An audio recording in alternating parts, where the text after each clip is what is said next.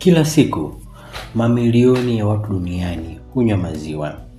Lakini watu wachache sana wanajua nini hasa hutokea ndani ya miili yao baada ya kunywa maziwa kila siku. Je, maziwa yanaweza kuimarisha mwili? Je, yanaweza kuongeza nguvu? Au kuna watu ambao maziwa yanaweza kuwa hatari kwao? Leo, tutajifunza siri kubwa kuhusu maziwa ambayo huenda haukuwahi kuambiwa popote.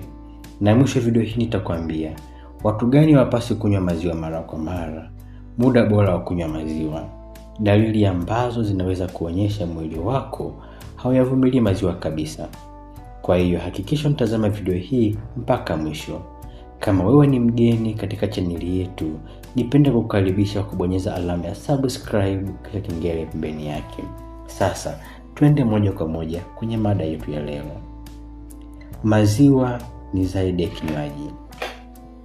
Watu wengi huona maziwa kama kinywaji cha kawaida tu, lakini ukweli ni kwamba maziwa ni moja ya vyakula vyenye virutubisho vingi sana vinavyoweza kuupa mwili nguvu na kusaidia mifumo mbalimbali kufanya kazi vizuri. Ndani ya maziwa kuna calcium, protein, vitamin D, vitamin B12, potassium, magnesium na mafuta yenye nguvu ya mwili. Virutubisho hivi vina kazi kubwa sana mwilini. Ndiyo maana tangu zamani watoto wamekuwa wakipewa maziwa ili kusaidia ukuaji wao. Lakini leo si watoto tu wanaotumia maziwa. Watu wazima, wanamichezo, wazee, hata watu wanaotaka kupunguza uzito hutumia maziwa kwenye lishe zao. Lakini swali kubwa ni, ukianza kunywa maziwa kila siku, mwili wako unaweza kubadilika vipi? Kwanza, mifupa yako inaanza kuwa imara. Hii ndiyo faida inayojulikana zaidi. Maziwa yana calcium nyingi sana ambayo mwili hutumia kujenga mifupa yenye nguvu. Kila siku mifupa yetu huhitaji madini ili ibaki imara. Tatizo ni kwamba watu wengi hawapati calcium ya kutosha, na matokeo yake yanaweza kuwa maumivu ya mifupa, mifupa dhaifu, meno kudhoofika au mwili kuchoka haraka. Ukianza kunywa maziwa kwa kiwango sahihi, mifupa inaweza kuwa na nguvu zaidi, meno yanaweza kuwa imara, na hatari ya mifupa kuvunjika inaweza kupungua. Kwa watoto wanaokua, maziwa yanaweza kusaidia ukuaji wa mifupa vizuri zaidi. Kwa wazee pia yanaweza kusaidia kupunguza hatari ya mifupa kudhoofika kadri umri unavyoongezeka. Na hapa kuna jambo muhimu. Watu wengi hunywa soda kila siku, lakini hawanywi maziwa kabisa. Mwili unapokosa calcium kwa muda mrefu, unaweza kuanza kudhoofika taratibu bila mtu kugundua mapema. Mwili wako unaweza kuwa na nguvu zaidi. Umewahi kuona mtu anakunywa maziwa asubuhi na kusema anajisikia vizuri siku nzima? Hii hutokea kwa sababu maziwa yana protein, mafuta mazuri na wanga unaosaidia nguvu. Virutubisho hivi huupa mwili energy, yani nguvu ya kufanya kazi siku nzima. Ndiyo maana baadhi ya watu hupenda kunywa maziwa asubuhi, kabla ya kazi au baada ya mazoezi.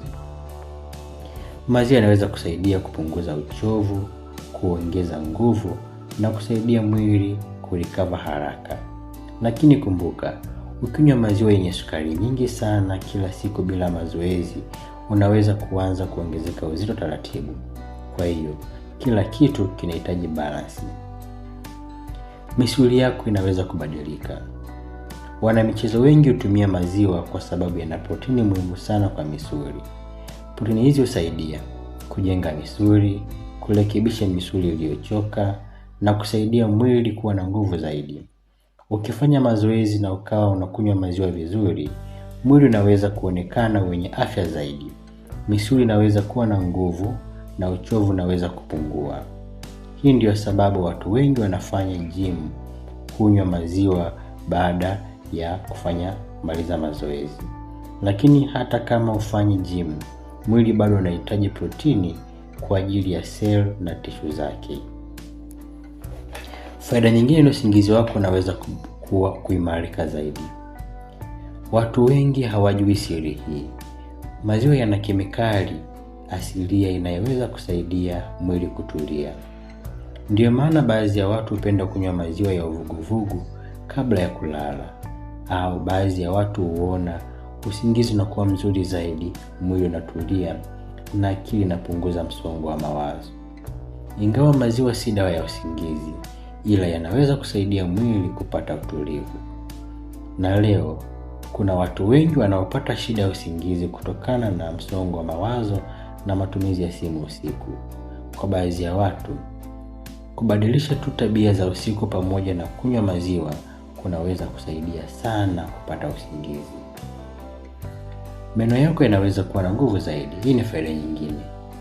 Maziwa yana calcium na phosphorus ambazo zina kazi kubwa sana kwenye afya ya meno. Ukinywa maziwa vizuri, meno yanaweza kuwa imara, hatari ya meno kudhoofika inaweza kupungua, na fizi zinaweza kuwa na afya nzuri. Lakini hapo kuna ukweli ambao watu wengi husahau. Kunywa maziwa pekee haitoshi. Lazima usafishe meno, upunguze sukari nyingi, na uende kliniki ya meno mara kwa mara. Ngozi yako inaweza kubadilika. Baadhi ya watu huona ngozi yao iking'aa zaidi baada ya kutumia lishe yenye virutubisho vizuri ikiwemo maziwa. Maziwa yana vitamini A, protini na vitamini mbalimbali zinazosaidia afya ya ngozi. Lakini hapo kuna jambo muhimu sana. Kwa baadhi ya watu maziwa yanaweza kuongeza chunusi. Ndiyo maana mwili wa kila mtu hutofautiana. Ukiona chunusi zinaongezeka, tumbo linavimba, au mwili haujisikii vizuri baada ya kunywa maziwa, usipuuzie. Huenda mwili wako hauvumilii maziwa. Kuna watu ambao hawapaswi kunywa maziwa mara kwa mara. Hii ni sehemu muhimu sana katika video hii. Kuna watu ambao miili yao haiwezi kumeng'enya lactose vizuri. Lactose ni sukari inayopatikana kwenye maziwa. Mtu mwenye lactose intolerance anaweza kupata kuharisha, gesi tumboni, maumivu ya tumbo, au tumbo kujaa sana baada ya kunywa maziwa. Watu wengi wana hali hii lakini hawajui. Kila kinywa maziwa wanajisikia vibaya, lakini wanaendelea kunywa wakizani ni kawaida. Ukiwa na dalili hizi mara kwa mara, punguza maziwa, jaribu lactose free milk, au wasiliana na mtaalamu wa afya. Maziwa na uzito wa mwili. Swali ambalo watu wengi huuliza ni, maziwa yanaongeza uzito? Jibu ni, inaweza kutokea. Maziwa yenye sukari nyingi na mafuta mengi yakitumika kupita kiasi yanaweza kuongeza calories mwilini. Lakini maziwa yakitumika vizuri yanaweza kusaidia kushiba, kupunguza kula ovyo na kusaidia lishe bora. Kwa hiyo, tatizo si maziwa pekee, tatizo kubwa ni matumizi mabaya. Maziwa ya usiku na asubuhi. Watu wengi hujiuliza, muda gani ni bora kunywa maziwa? Asubuhi yanaweza kusaidia nguvu, mwili kuwa active au kushiba mapema. Usiku, baadhi ya watu hupata usingizi mzuri, mwili tulivu na njaa usiku hupungua. Hakuna muda mmoja unaofaa kunywa maziwa kwa kila mtu. Mwili wako ndio utaamua muda unaofaa zaidi.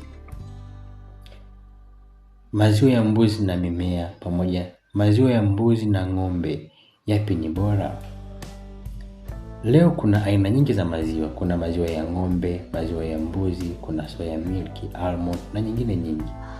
Maziwa ya mbuzi baadhi ya watu huyameng'enya kirahisi, na maziwa ya ng'ombe yana protini nyingi na yanapatikana kwa urahisi zaidi. Maziwa ya mimea yanaweza kusaidia watu wasiovumilia lactose. Muhimu ni kujua mwili wako unapendelea nini. Dalili za kunywa maziwa kupita kiasi. Kitu chochote kikizidi kinaweza kuwa tatizo. Ukizidisha maziwa unaweza kupata kuongezeka uzito, gesi tumboni, tumbo kujaa au chunusi kwa baadhi ya watu. Ndio maana ni muhimu kunywa kwa kiasi. Usifikirie kuwa kunywa lita nyingi kila siku ndio afya bora. Balance ndio siri kubwa. Namna sahihi ya kutumia maziwa ni kunywa kwa kiasi, epuka sukari nyingi, chagua maziwa yenye ubora na changanya na lishe bora. Usitumie maziwa kama mbadala wa maji, na usitegemee maziwa pekee kwa afya bora. Mwili unahitaji maziwa, mboga, maji, mazoezi na usingizi mzuri.